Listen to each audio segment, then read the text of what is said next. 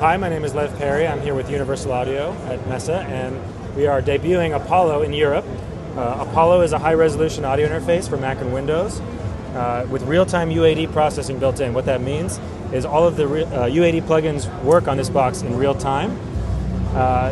It will also run as a UAD2 inside of your DAW, so you can actually run plugins off of it inside of any of the VST, AU, or RTAS DAWs that are out there. The actual box itself also has a Thunderbolt option card where you can plug in a Thunderbolt option card so that you can connect to the latest Macs and PCs that are coming out with the new format. It's really exciting. The back panel has got lots of I/O. We've got 4 amazing sounding preamps. The very, very clean preamp, very transparent, and the idea is that you would get a very clean sound going in, but be able to color it with plugins in real time going in. You actually have the option to print the plugin effects, which is really great. You've got 8 line inputs, and again, the first 4 can be mic or line. 8 line outputs dedicated, and then an additional set of line outputs that are for the monitor outputs. Now, the monitor outputs are actually a digitally controlled analog part.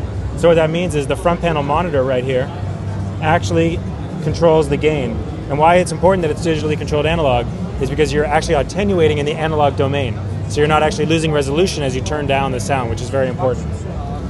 Dedicated word clock in and out. 2 Firewire 800 ports. This is real Firewire 800. SPDIF input and output up to 192K. 4 total ADAT connections here, so you get 2 in and 2 out. And again, what this is giving you is 96K 8 channels. It's SMUX.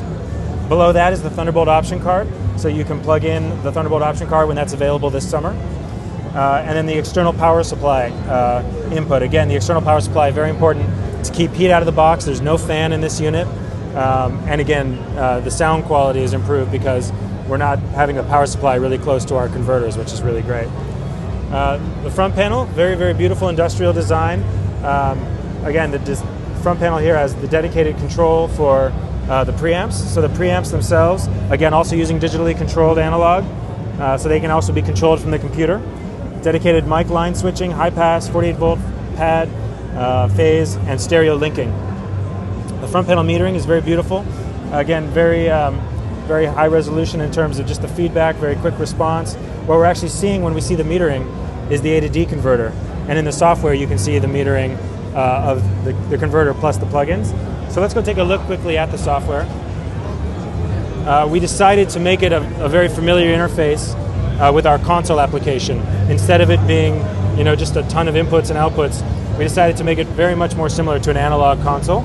So again, you've got your control over the mic preamps, 4 insert slots where you can load up any of the UAD plugins. So here you can see I'm running the 1176, and I've got the Fatso down here. And you can load up any of the UAD2 powered plugins. So one thing that we came up with that we thought was very cool, even though we've got all these plugins all over the place, now we're kind of dealing with it like we would a DAW, but we have a channel strip mode where you can just click it, and now you can move all the plugins around as a channel strip. So very easy to manage just your kick input or your snare input or your vocal chain in one very simple window. And again, all of that works everywhere. So again, if you have a Fatso and an EMT, I don't know, someone loaded it up that way, but that's totally something you can do.